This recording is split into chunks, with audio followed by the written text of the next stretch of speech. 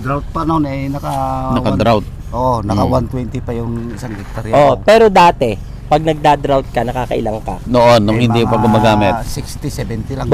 Sige. Maganda to. Maganda ang selling point. Nung natira ng adabos, gumanda yung puno, yung bunga, matibay ang kwan. So, saan lugar po ito? Barangay Villapuco. Anong bayan po? Aurora. Aurora Isabela. Okay. So, andito po tayo sa Aurora Isabela. Kasama pa rin natin si Sir CJ. JC! Okay. Kasama pa rin natin si Sir CJ. JC! Sorry. Nalilito na. Okay. JC. Yan. Kasama pa rin natin si Sir JC Tolentino ng Adamco, sir. Oo. So kaninang umaga na-discuss natin, no? Mahaba yung discussion natin dun sa palay sa paggamit ng adabos. Okay. Ginagamit din pala siya sa corn. Yes, maganda sa gamitin sa corn. So, tanong ko muna kay Sir. Sir, una, paano kayo Pakilala muna natin si Sir. Pakilala muna si Sir. Ako po si Danilo Subia, taga Barangay Villapuco, Aurora Isabela. Ilang taon na kayo nagtatanim ng mais? Buhat nung may pamilya na ako, so ilang taon na yun? Ilang taon na po yan? Ilang taon na yun? 2008, 24 years ang nagmamais. So ibig sabihin, matagal na kayo nagtatanim ng mais at kabisado nyo na ang pagtatanim ng mais. Okay. So, siyempre, ang bala nakasanayan nyo na gumamit ng mga inorganic fertilizer. So, nung gumamit ba kayo ng Adabus, first time yung gumamit ng biofertilizer na Adabus? Gusto mo bang matuto ng agribusiness, crops, livestock and poultry, aquaculture, at ma-inspire sa mga success stories? Agribusiness, how it works! As a YouTube channel, Agribusiness features entrepreneurs, farmers, organizations, OFWs, investors. However, beyond our usual content and official endorsements, Agribusiness does not engage in other business dealings with them. While our viewers and featured individuals and entities may choose to pursue business deals with each other on their own, we encourage them to be cautious in doing so. Yung tinanim ko yung mais, kasi inisplan ko ng Adabos. Hindi na ako nag-abono. Anong abono tinutukoy nyo? Basal, top dress? Anong abono? Kaya hindi na muna ako nag-abono. Hindi kayo nagbasal. Wala kayo talagang linagay?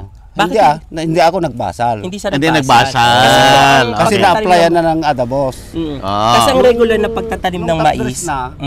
Saka nag-abono. Okay. Kasi ang regular na pagtatanim ng mais, nagbabasal. Ibig sabihin ng basal, naglalagay ka ng abono, hindi pa tumutubo ang mais. So hindi siya naglagay ng abono. Paano magtanim ng mais, sir? Yan, sir. Dati, magbasal bago magtanim. Nung nalaman ko yung Adabos, nagtanim ako, hindi na ako nagbasal, inispran ko. Minsan lang ako nag-abono nung top dress na lang. Nung top dress na. So ibig sabihin, ang karaniwang kasing pagtatanim ng mais ay nagbabasal ka. Naglagay ka ng abono bago tumubo, bago ka maglagay ng buto ng mais. So ngayon, hindi ka nagbasal. So kailan mo ginamit? Anong edad ng mais mo ginamit yung Adabus? 15 days. 15 days. Paano mo sir ginamit? Paano mo siya ginamit? Spray. So in-spray mo siya sa lupa na. Yon. Ang Adabus kasi, pagdating sa mais, pwede siyang gamitin, pero ang rekomendasyon namin, kapag V3 o V4, ibig sabihin, 3 hanggang 4 na dahon na siya, i-spray ka na ng Adabus doon sa lupa, doon sa puno. Sa puno. Didiligin mo siya ng solution ng Adabus. Dilig sir, dilig. Parang drenching. Drenching, sprayer din. Pero sprayer din. Nakatutok doon sa puno. Tapos bawat puno. Na-spray. Ano yung naobserbahan ninyo? Malalaki yung puno. Malalaki ang puno. Ano naman ngayon sir kung malalaki ang puno ng mais? Doon kumukuha siya ng lakas eh. Okay po. Kasi kung maliliit yung puno, madaling matumba. Oo. Ang isang palatanda na malusog ang mais. Sige sir, pakita natin. Dapat malalaki yung puno. Pag malalaki ang puno ng mais, palatandaan na siya ay malusog. Okay. Okay po, sir. Pangalawa, ano pa yung na-obserbahan nyo sa inyong mais? Kwan siya, matibay sa... Matibay. Hindi matutumba, sabi nyo kanina. Hindi matutumba, basta matutumba. Okay, bakit matibay sa tag-araw. Oo. Bakit Sir, hindi siya matutumba? Mm. Kasi Malaki yung malalaki ang Ugat. Ito kasi angkor niya eh. Ito yung dahilan para hindi siya matumba. So kapag malalaki ang ugat, hindi siya basta natutumba. Tandaan natin ang adabos siya ay nakatira gumagana sa ugat. ng halaman ng mais. Okay, so pag magaganda yung ugat, ibig sabihin maganda ang angkor, hindi siya basta natutumba. Okay. So sir, ano pa yung observation na nakita nyo? matibay sa kwan, sa... Ano ba yan? Tagtuyot. Tagtuyot. Yun, matibay sa tagtuyot. Bakit? Kasi yung resistensya ng adabos, ina-absorb niya apang paglaki. Okay. Ganito po yun. Ang adabos kasi, tinutulungan niya para magkaroon ng magandang aggregates ng lupa natin. Okay. Pag maganda ang aggregates, mataas ang water holding capacity. Ibig sabihin, pag may tubig doon sa lupa, hindi sa basta natutuyo.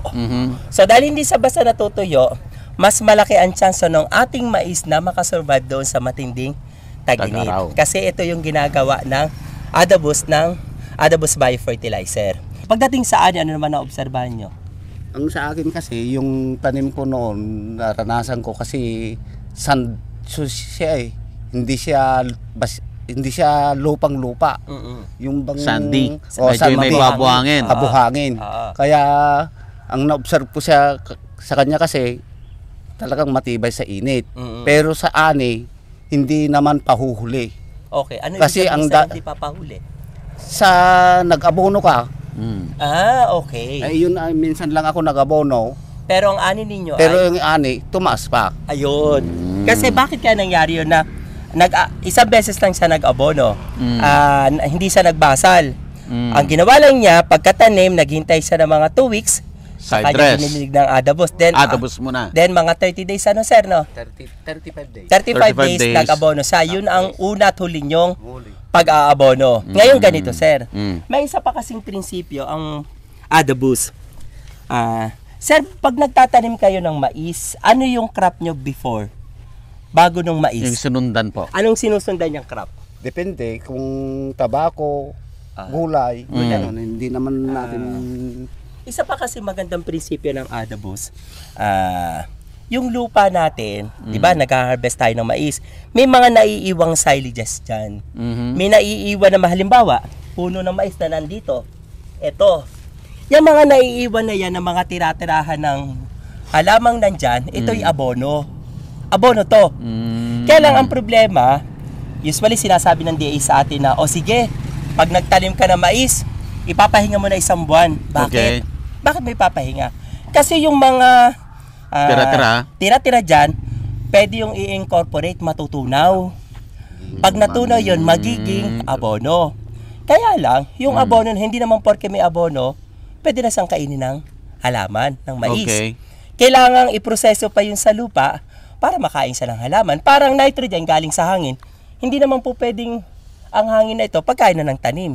Kailangan may dumaan pa siyang matinding kidlat para maproseso at maging pagkain. Nitrogen. So, ganun din dun sa lupa. Ma-absorb. Ang kagandahan ng adabos, nagre-release siya ng enzyme para yung mga nandyan na mga phosphorus, potassium ay easily ma-convert para makain na siya ng ating tanim. Kaya si Kuya, napansin niya, hindi siya nagbasal. Kasi marami diyang pataba eh. Kaya lang, hindi pa yun available, pero nung gumamit ka ng adabos, nag-release ng enzyme, naging available. Na-process, kumbaga. Oo, na-proseso, naging available yung phosphorus, potassium na nandun, hindi na kailangan na-absorb ng halaman. Na-absorb ngayon ng halaman. Yan ang isa pang benepisyo sa paggamit ng adabos, lalo na sa ating pagmamais, sa ating maisan. Sir, doon sa before, hindi ka nakagamit ng adabos, pero nakaranas ka ng taglit, usually ilan ang inaani mo kada hektar? Dati, yung pag-drought, yung tinamnan ko dati ay nakaraan, 70 to 80 lang. Eh ngayon, 80 na alin po? Sako. Sako, okay. Eh gumamit ako ng adabos. Nakaani pa ako ng minsan lang ako nagabono. Nakaani pa ako ng 120. So, ibig sabihin nito, kayo ay nakatipid. Nakatipid ako. Nakatipid kayo ng abono. Tapos tumaas pa yung Tumaas ang yield. yield. Okay. Ayun. Sir, may follow-up lang ako doon. Kasi kanina doon sa palay, ang sinabi natin, no, it's either magbabawas siya ng fertilizer, Maintain ng makatipid ani. siya, Oo. maintain ng ani, or as is ang fertilizer, lalaki ang 30%. yield ng 30%. Okay. Sa case ng corn, ganun din po ba? So kung si sir ay tuloy-tuloy yung normal na dami na ng recommendation ng abono, Tapos sinunod niya, nag-adabos siya, mas lalong lalaki. lalaki ang ani. Ayun ang kagandahan nito. And hindi lamang sa pagtatanim po ng mais, tatay. Ilang taon na ka nagtatanim ng mais? 24 years na po. 24 24 years. Yung lupa nyo na sinasaka, 24 na taon nyo nang paulit-ulit na tinataniman ng mais, minsan tabako, minsan mais. So, sa ganong proseso, yung lupa natin sa loob ng 24 na taon, nasisira na siya. Kaya acidic ang lupa. Napansin nyo, acidic ang lupa. Kasi wala na mga buhay na organismong nandun. Minsan, nung una, hindi siya mabuhangin, pero dumarating ang time, mabuhangin na siya. Pero pag gumagamit ka ng adobus, inaayos na yung soil aggregate. Parang basang-basa. Basa siya na yung lupa. nabuhaghag na. Iyon naman ang gustong-gusto ng mga halaman natin. So, isa pa yon, hindi lang yung mapataas mo ang ani mo, kundi maalagaan mo ang iyong lupa kasi ang lupa ang pundasyon ng buhay ng lahat ng halaman.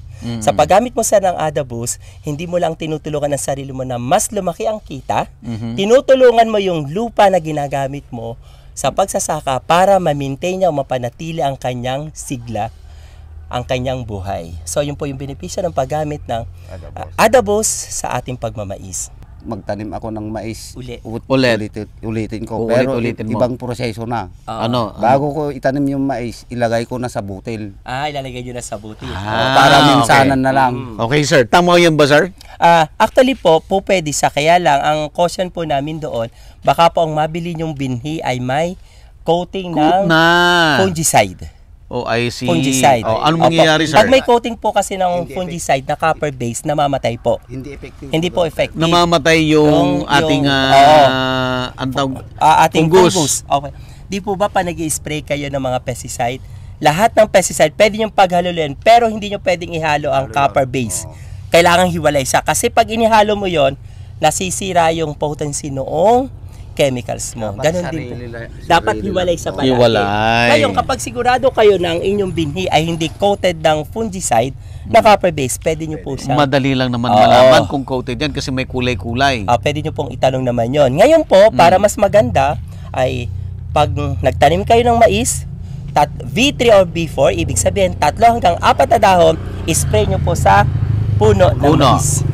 So, mas tama yung ginawa ni sir nung una. Kasi walang risk yun. Walang risk. Walang risk na may copper fungicide doon, hindi mamamatay ang ating adobus. Ang ating Kasi sarili niya wala siyang kalaban doon sa... wala po siyang kalaban.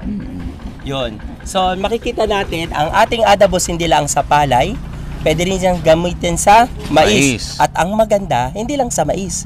Gulay. Pwede mo pa siyang gamitin sa lahat ng uri ng gulay, maliban sa ang inaani mo ay dahon. Halimbawa, pechay, mustasa, cabbage, repolyo, mga crucifer. Pero lahat ng gulay na namumunga, pwede. Lahat ng gulay na naglalaman, patatas, kamote, kasaba, balinghoy, pwede mong gamitan ng adobus biofertilizer. Ayan, sir.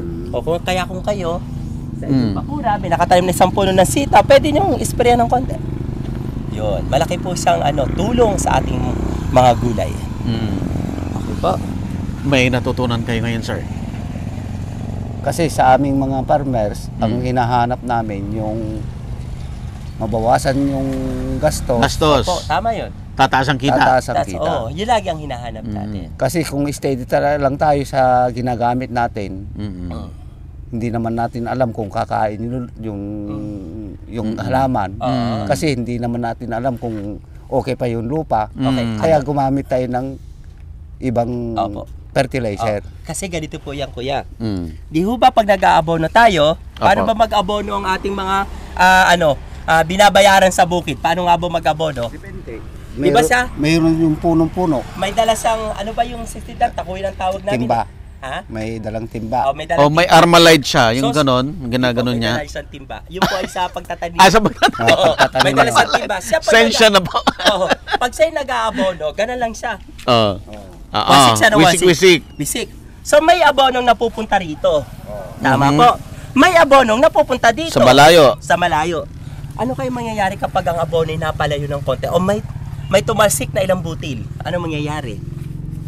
Sa amin kasi, aaruruin niya. Aararuhin po. Para yung Yung tumalsik. fertilizer, mada. Opo, isa po yun. Pangalawa, pansinin nyo pa nag-aabono ka biglang tumutubo ang damo sa gilid.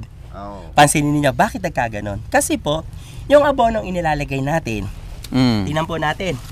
So kung titingnan po natin, di ba may ugat siya? So itong paligid na ito, pag dito nakarating ang abono, makakain niya ng tanim. Kasi abot niya. Paano kapag ang abono napunta rito?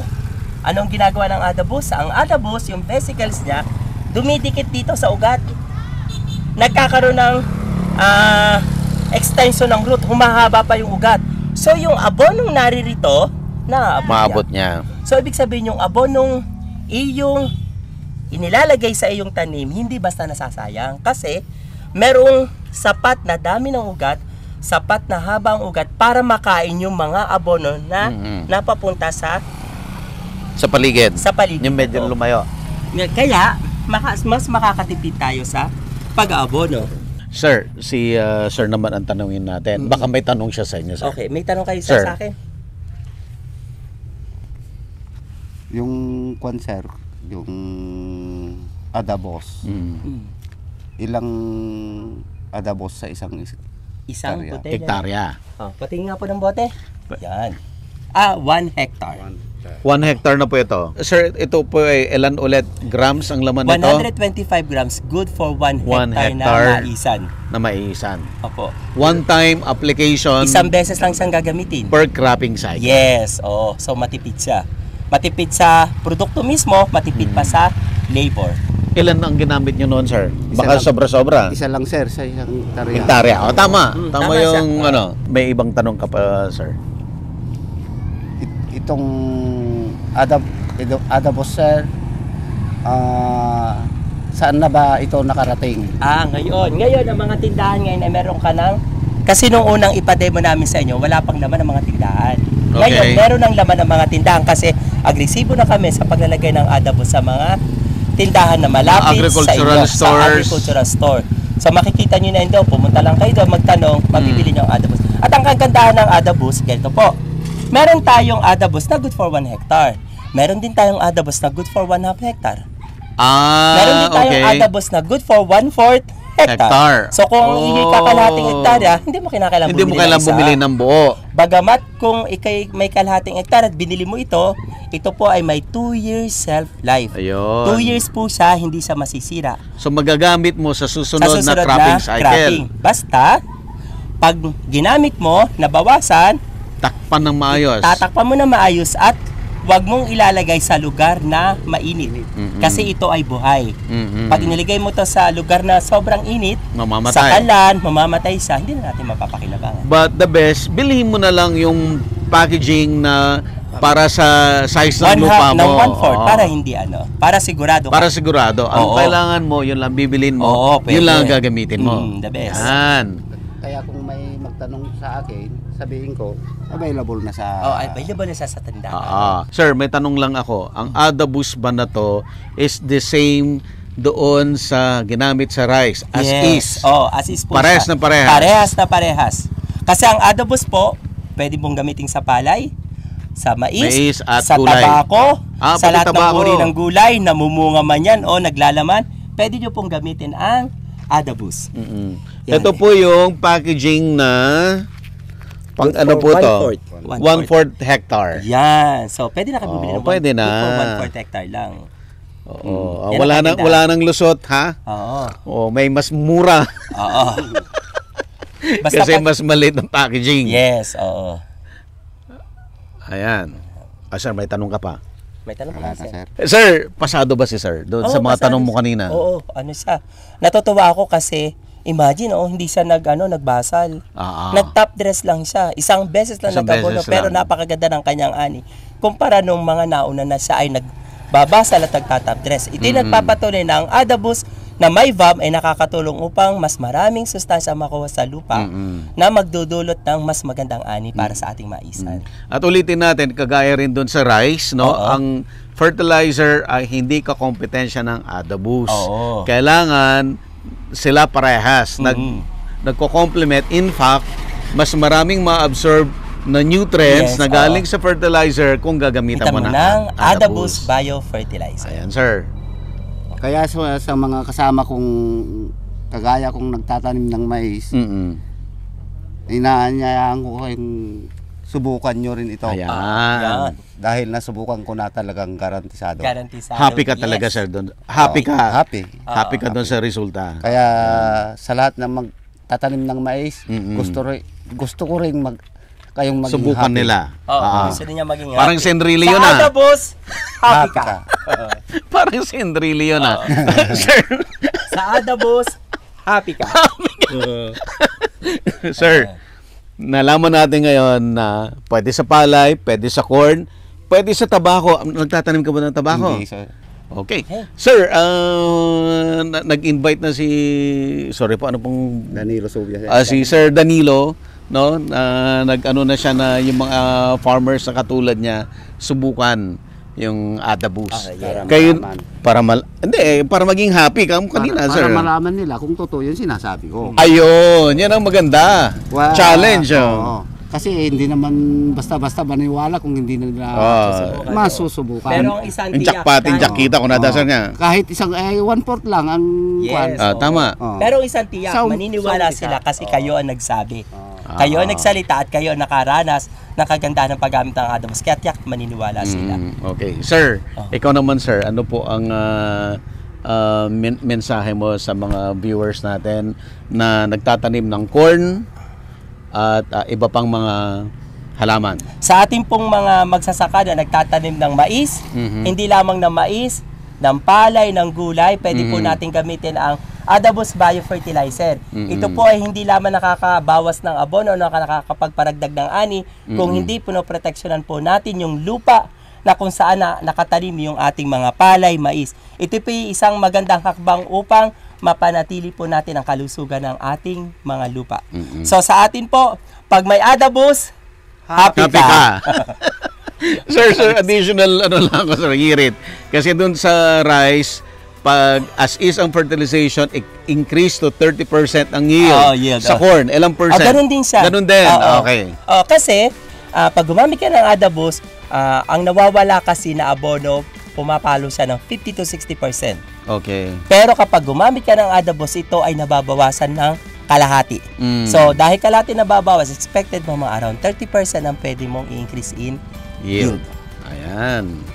Okay. So, maraming salamat po at sana ay subukan natin yung Adabus, no? Kagaya ng sinabi ni Sir JC. Oh, tama ko. Available sa mga agricultural supply at Shopee. At kung kayo merong Facebook, i-click nyo lang po Adamco Adabus.